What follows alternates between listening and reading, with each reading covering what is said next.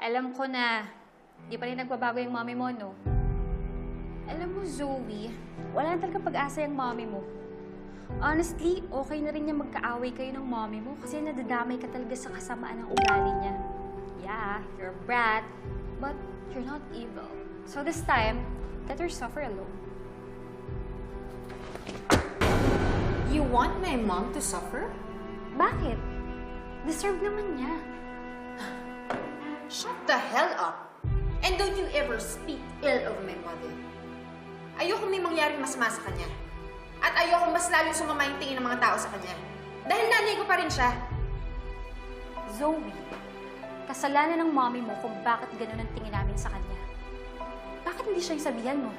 For all we know, baka nga may pinaplano siyang masama sa engagement nila do Carlos eh.